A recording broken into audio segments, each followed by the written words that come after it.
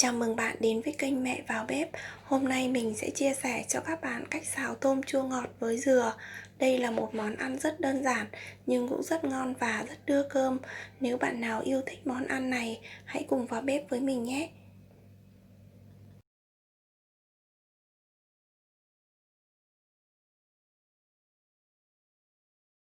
Nguyên liệu chúng ta chuẩn bị gồm tôm 250g, chúng ta sẽ cắt bỏ râu và rửa sạch như thế này, và 150g thịt. Dừa chúng ta sẽ sử dụng 50g, dầu ăn,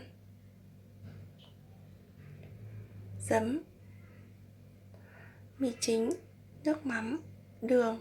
Chúng ta bắt đầu làm nhé. Trước tiên chúng ta sẽ sơ chế dừa. Dừa này chúng ta sẽ gọt phần vỏ đen bên ngoài.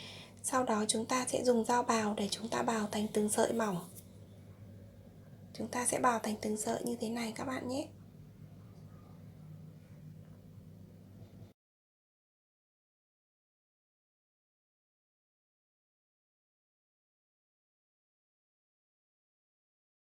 Tiếp theo chúng ta sẽ pha hỗn hợp nước sốt để lát nữa chúng ta cho vào tôm. Chúng ta sẽ thêm vào đây khoảng 1 thìa canh đường, 1 thìa cà phê mì chính,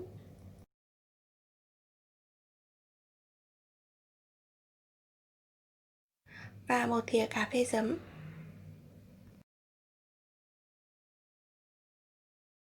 Sau đó chúng ta sẽ dùng đũa để đánh tan hoàn toàn đường, mì chính, nước mắm và giấm này thành một khối hỗn hợp đồng nhất.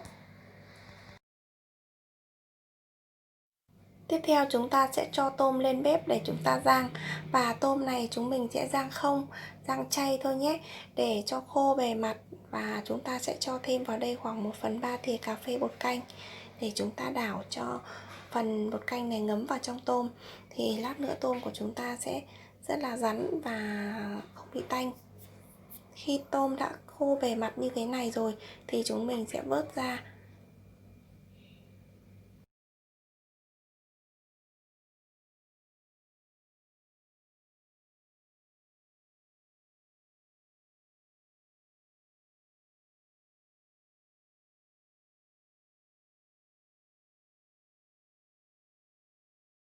Tiếp theo chúng ta sẽ đổ phần thịt vào để chúng ta rang tiếp.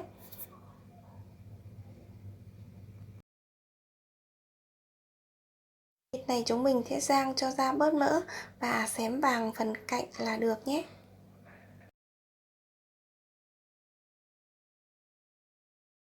Khi thịt xém vàng như thế này thì chúng ta sẽ múc thịt ra.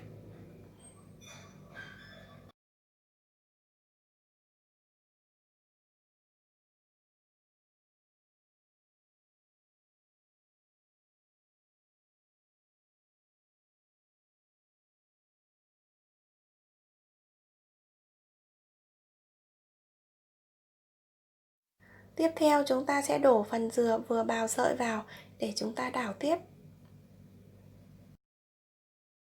Chúng ta sẽ đảo dừa bào sợi này đến khi dầu dừa tiết ra và sợi dừa chuyển sang màu trong như thế này là được nhé. Sau đó chúng ta sẽ múc phần sợi dừa này ra.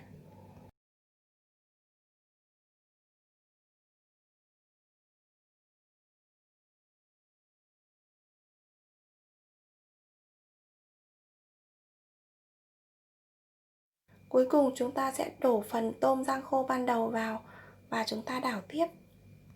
Phần mỡ này chúng ta vừa đảo dừa cho nên sẽ có mùi rất là thơm, vì có tinh dầu dừa tiết ra cho nên khi chúng ta rang tôm thì tôm sẽ rất là thơm và béo.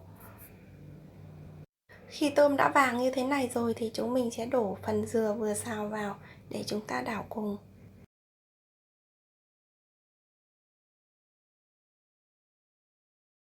Sau đó chúng ta cũng đổ luôn phần thịt xào ban đầu vào.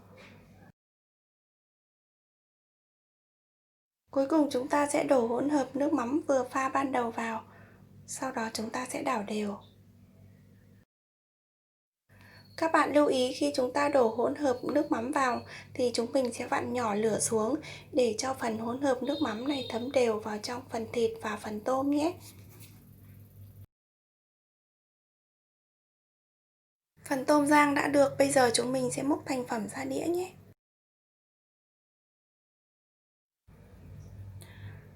Thơm quá các bạn ạ. Màu sắc cũng rất đẹp nữa. Thịt tôm và dừa rất là vàng.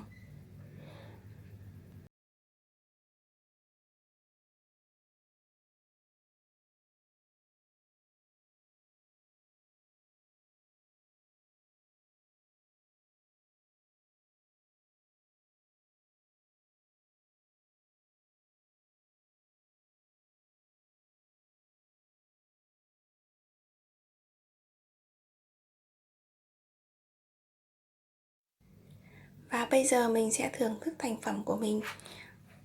Mời các bạn nhé. Rất là ngon các bạn ạ. Tôm và thịt rất mềm, hòa quyện với vị béo ngậy của dừa, vị chua vị ngọt, tạo nên một hương vị rất tuyệt vời của món ăn này. Các bạn hãy làm cho gia đình của mình cùng thưởng thức nhé. Vậy là mình đã hướng dẫn xong cho các bạn cách xào tôm chua ngọt với dừa rồi. Nếu bạn nào yêu thích món ăn này, hãy cho mình một like và nhớ đừng quên nhấn nút đăng ký để không bỏ lỡ những video mới nhất từ mình nhé. Chúc các bạn thành công. Hẹn gặp lại các bạn ở video lần sau.